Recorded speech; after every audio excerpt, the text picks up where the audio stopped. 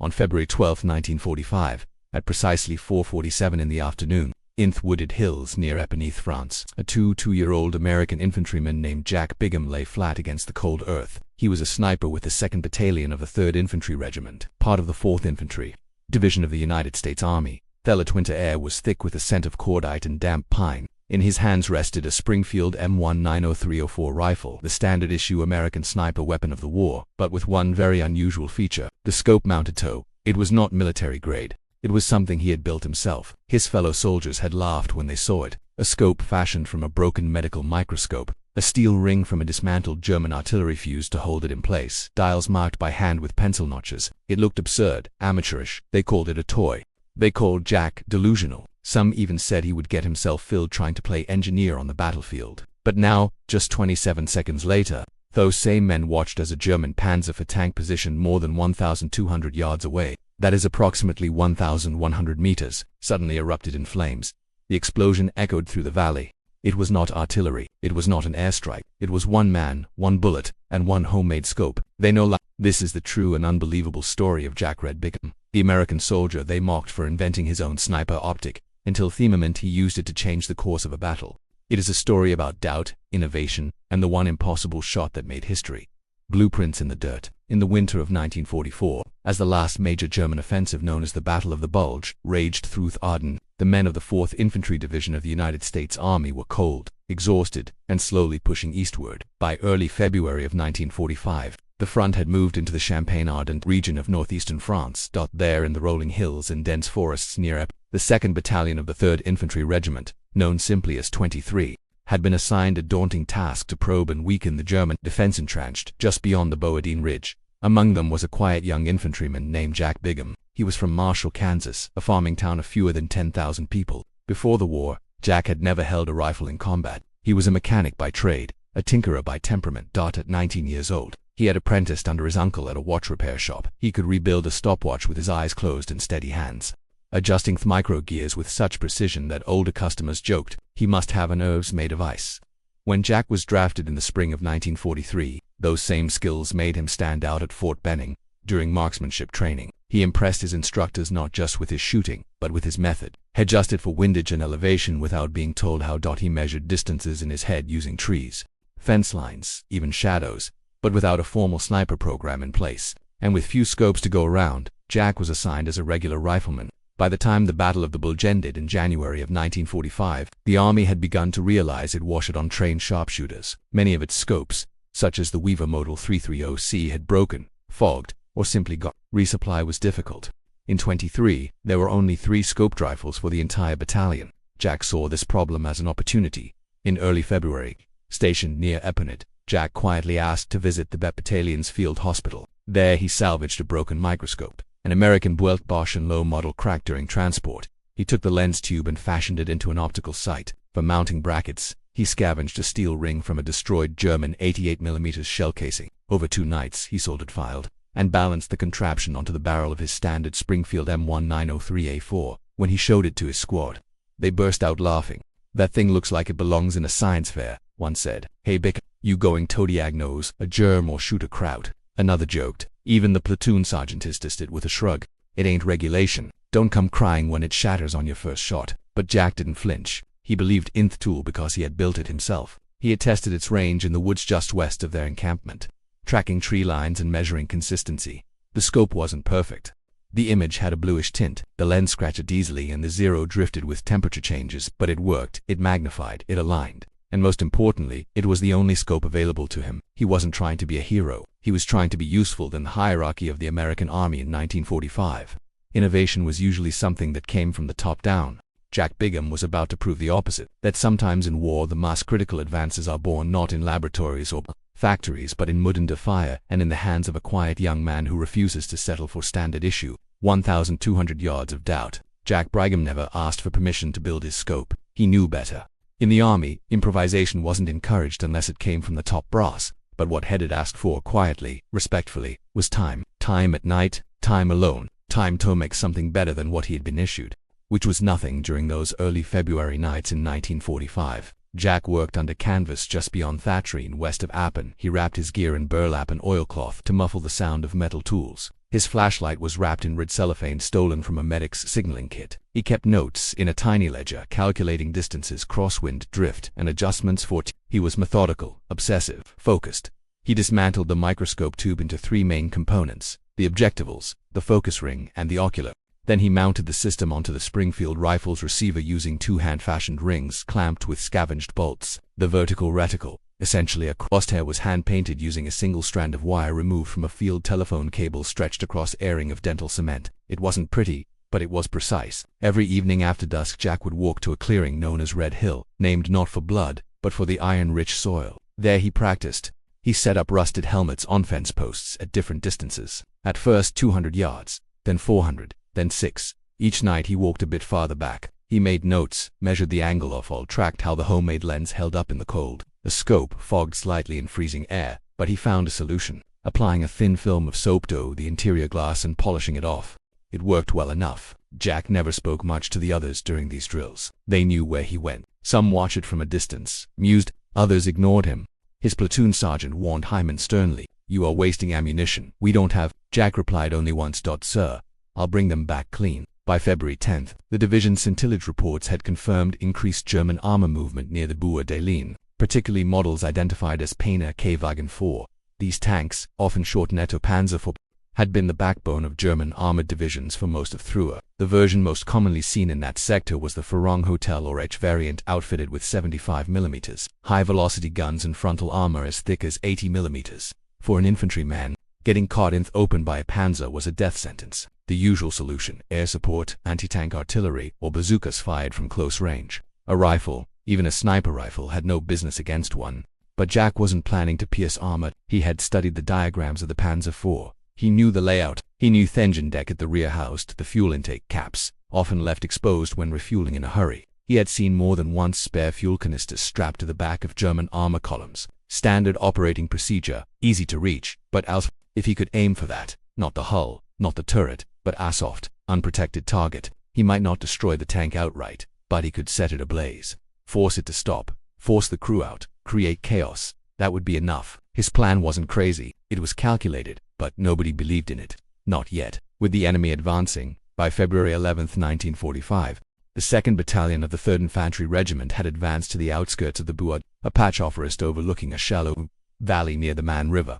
The 4th Infantry Division had orders to push through German lines, weaken thelist pockets of resistance, and secure high ground for the coming spring offensive into Germany. But something wasn't right. Scouts reported increased armor traffic along a dirt road that twisted through. It was narrow, muddy, and largely invisible from the air, perfect for moving tanks without drawing attention. Intelligence confirmed it. At least 3 Panzer IV tanks were dug in along the western edge of the forest, rotating shifts every 6 hours. The Germans were preparing for a stand. That morning, during a command briefing, Lieutenant Colonel Harris turned to his platoon leaders and made an unusual request. He wanted a sharpshooter in position by daybreak the following morning, someone quiet, steady, and familiar with the terrain. The mission was simple but observe and, if possible, disrupt German vehicle movements without engage infantry, cause confusion, pick off officers, force a delay. One name came up: Bigham. Jack was summoned to the command tent where Harris looked him over like a man inspecting a piece of equipment he didn't quite trust. "I hear you've been playing scientist with a rifle," Harris said. "Yes, sir." "You think that thing of yours can hide anything past 400 yards? "I know it can, sir." Harris didn't nod. He didn't smile. He just handed Jack a map and circled aspect labeled Grid 17 Alpha, an elevated thicket of pine trees about 1,200 yards from the suspected German tank positions. It was a clear line of sight, but a long shot, longer than regulation, longer than doctrine recommended. "You'll go in before dawn. No backup, no noise, no second chances." "Yes, sir." That night, Jack packed light. His Springfield rifle with the Homedesk, 40 rounds of match-grade ammunition, all hand-selected for consistency, a pair of wire cutters, 2 cantons, 1 chocolate bar, no sidearm. He didn't expect to fight his way out. As the sun set, he moved out alone, cutting through the frost-covered field toward Grid 17 Alpha. He reached their edge shortly after midnight and dug himself a shallow scrape beneath a fallen pine. Above him, the moon filtered through a thin cloud cover, casting long silver shadows across the treetops. The night was deathly quiet, no insects, no wind. Just the distant thud of artillery and the occasional bark of a German machine gun far to the east. Jack adjusted his scope. He marked notches on a branch above his position to track the changing wind. He measured distance using fence posts and the width of the valley floor. He double-checked the tension on the mounting rings. Everything was tight, aligned. He lay prone motionless for nearly 6 hours. Just before dawn, a column of smoke appeared on the horizon. The Panzer was moving, slow, intentional. It emerged from the trees and paused just beyond the ridgeline. Steam hissed from its 6-housed pipes. A crew member, bareheaded, probably the loader, stepped out and began refueling from an external jerry can strapped to the rear hull. It weighs exactly what Jack had been waiting for. One mistake, one exposed canister, one chance. He exhaled slowly. 1,200 yards, a target no bigger than a lunchbox, less than 3 seconds of visibility. He steadied the crosshairs. His finger moved to the trigger. The world fell silent. The trigger that changed everything. 1,200 yards, that is 1,100 meters, almost 3/4 of a mile, across a muddy French valley shrouded in early morning fog. No spotter, no support, no guarantee. Just one man, one rifle, and an improvised scope. Jack Bigham steadied his breath. His body was still, but his mind raced. He could see the tank now, clearly framed in the cold morning light. A German Panzer for a firing age, heavy with mud and frost. Its 75mm cannon angled slightly downward as it dulled in place. Behind it, 2 crewmen were refueling from a canister strapped to the rear hull. They moved quickly, assuming they were safe. The American front line was over a kilometer away. No one would dare shoot from that far. Jack's eyes narrowed. He was not aiming for the tank's turret or hull. That would be suicide. The Panzer's armor, 80mm thick at the front, was more than enough to shrug off a rifle round. Even from a high-powered 30 caliber Springfield, the round would flatten like a coin. But Jack wasn't trying to punch through steel. He was aiming for something soft, something flammable. He had studied this. German refueling procedures were often rushed, especially under pressure. If the crew left the cap loose or spilled even a few ounces of fuel in Earth intake, it could catch fire.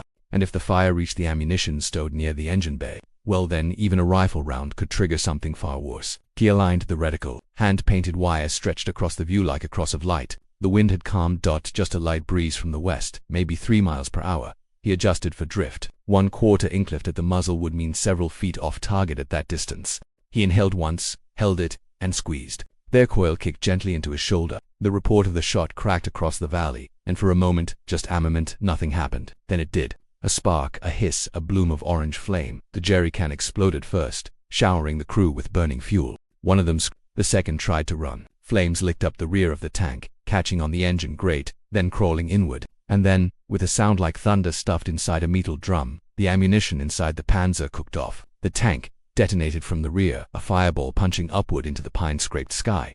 Bigham never moved. His fingers slid off the trigger. He watched as smoke billowed into the morning light as chaos erupted among the nearby German troops. Woe scrambled to understand what had just happened. Some pointed, others dove for cover. No one could locate the source of the shot. It was too far, too precise. Back on the American side, soldiers from 23 watched in stunned silence. They had heard the single shot. Then they saw the fire and then thick. At first, no one said anything. Then a corporal muttered, "No way. That was it, Bigham, was it?" Another replied, "He's the only one out there." By the time Jack crawled back into the tree 9 hours later, his hands were raw from the cold. His face was speckled with dirt. He looked exhausted, and when he returned to the forward operating post, no one laughed, no one scoffed. They looked at the rifle, then Thescopy, then him. No medals, no ceremony, just quiet awe. Jack Bigham had just made the impossible shot with a rifle no one trusted, and a scope no one believed. He didn't say a word. He didn't have to.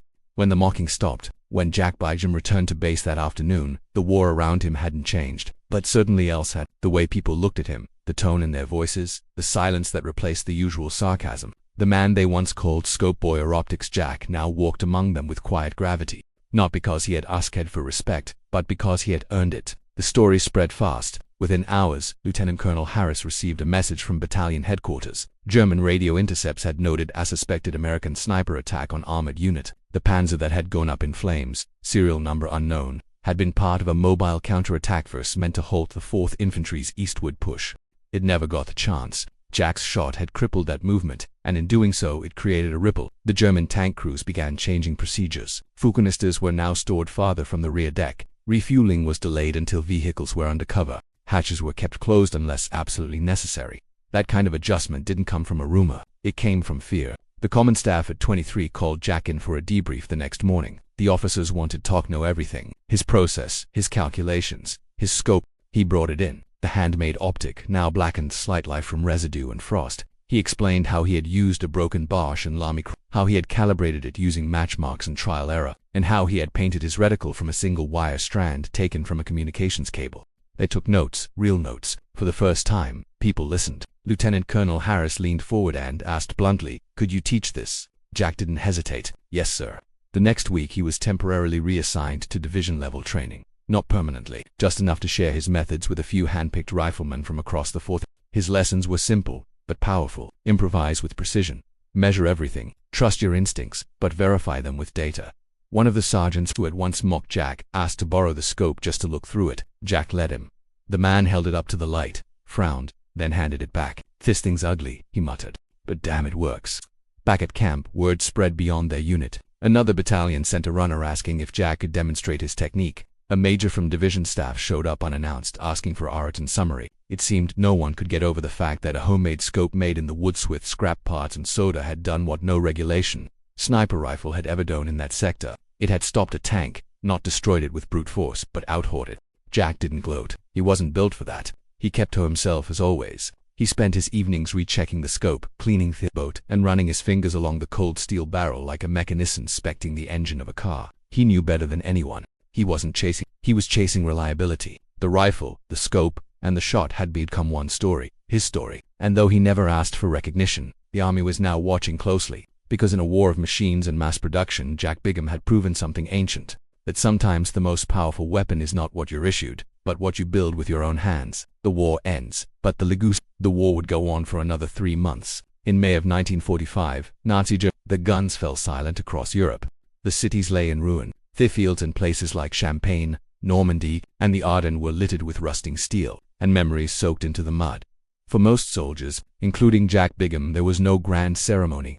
No dramatic farewell, just orders to pack up, return home, and forget or try to what they had seen. Jack went back to Kansas in the summer of that year. The town of Marshall welcomed him quietly. His parents had kept his workshop exactly as left it. The same tools, the same broken watches, a notebook still open on the table, marked in pencil, 3 seconds drift at 500 yards. He never spoke much about what happened overseas. When neighbors asked, he gave a polite smile and said, "I did my part, that was enough." But the rifle came home with him. The Springfield M19034 along with the homemade scope, still scratched, still patched with wire and glue. It sat in a locked cabinet 4 years untouched. In the 1950s, Jack was invited to speak at a local veterans gathering. He brought the scope and rifle, not to brag, but to show what a man could do with the right motivation and the right mindset. The audience listened quietly as he told the story, not just of the shot, but of the ridicule, the failure, the perseverance. He ended with a sentence that would later be etched on a brass plaque next to his display in the Regional War Museum. "It was never about the scope.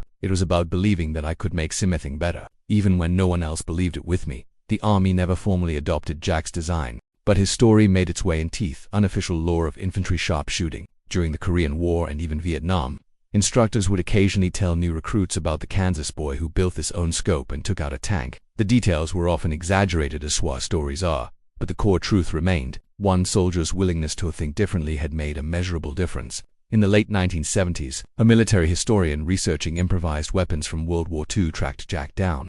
They spoke for hours. Jack showed him the scope, now stored in a padded case lined with flannel. The historian took careful notes and later published a chapter in a little-known book titled Tools of Last Resort, Ingenuity in Combat. That same year, Jack donated the scope and rifle to the Kansas Military History Center. It still sits there today in a glass case beneath a faded photograph of a young man with a square jaw, steady eyes, and grease-stained fingers. Most visitors walk past without noticing, but some stop. They lean in, read the caption, trace the scratches in the steel, and in that moment they understand. This wasn't a story about a war hero with medals and fanfare. It was a story about a quiet mechanic who refused to accept the word impossible. Jack Bigham never sought legacy, but he left one anyway. How one bullet changed doctrine. Jack Bigham never considered himself as. He didn't wear stars on his shoulders or sit in war rooms drawing arrows on maps. He was a corporal, a fieldman, a trigger puller who just happened to think differently about tools. But sometimes history is nudged, not by planners, but by practitioners. In the months following the Panzer incident, Jack's story passed quietly through the channels of the 4th Infantry Division, eventually making its way into after-action reports and field evaluations. Though it was never listed as official doctrine, the implications were hard-to. First, the Army realized it had underestimated the potential of field innovation. Jack had taken broken parts, a damaged microscope, steel from artillery fragments, scrap wire, and turned them into something functional under fire. That alone was a lesson in resourcefulness. Second, he had identified a tactical blind spot. Most sniper training at the time emphasized infantry targets, officers, machine gun nests, forward observers, Very few ever considered the idea that a sniper could influence armored warfare. Jack had shown that under specific conditions, a well-placed rifle shot could disrupt or even destroy a vehicle. The target wasn't the armor, but the vulnerability behind it. In response, several after-action reviews began recommending expanded sniper training, including the identification of soft spots on enemy equipment. A small clause was added to a post-war field manual in the late 1940s. Personnel should be trained to identify and exploit exposed to support elements of mechanized units when conditions permit. It didn't mention Jack by name, but that sentence was born from his shot third. Jack's success reignited conversations about sniper doctrine itself. During World War II, the US military had trailed behind both the Soviets and the Germans in sniper development. The Soviets fielded over 20,000 trained snipers by the war's end. The Germans were feared for their precision and optics superiority. By contrast, the American approach was decentralized, inconsistent, and heavily dependent on whatever equipment was available at the Jack's homemade scope, crude as it was, forced officers to ask a deep, what if we empowered soldiers to innovate at the front rather than wait for top-down solutions? In the 1950s, the Army began investing more seriously in optics standardization and sniper training programs. By the time Vietnam arrived, snipers were no longer an afterthought.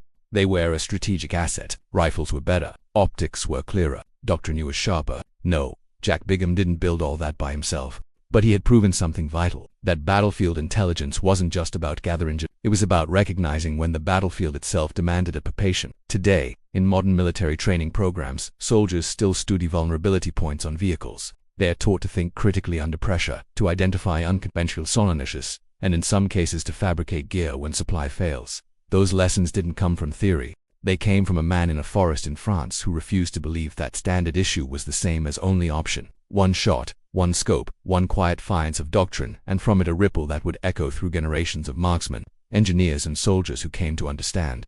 Precision is not always about the tool. Sometimes it's about the will behind it.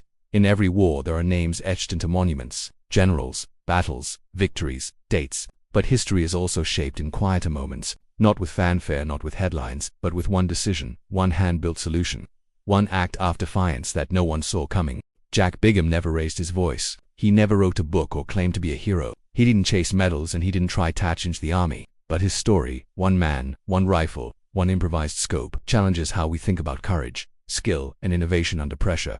His moment didn't come in a blaze of glory. It came in stillness, in control, in quiet belief that he could see what others couldn't and hit what others thought impossible. The truth is, most of us are told to follow the manual, to stay in line, to wait for approval. And yet every breakthrough in history, in science, in war, in human progress has come from someone who decided this isn't good enough. I can make it better. Jack's homemade scope wasn't just a technical marvel. It was a statement that ideas matter, even if they look ridiculous at first, that perseverance is often mocked right up until the moment it succeeds, that sometimes the only difference between a failure and a breakthrough is the willingness to try anyway. Think about the battlefield he was on. But fear steel, a world where conformity keeps you alive. And in that world, this man with nothing but a cracked microscope and a stealing from enemy shrapnel changed the course of a battle. Not by following orders, but by thinking beyond them. We live in a time now where technology surrounds us, where precision is engineered, where tools are factory-made, digital, exact. And yet, the spirit that drove Jack Bigham is more relevant than ever, because we still face challenges that can't be solved with standard issue thinking, problems that require someone willing to say, I'll build it myself.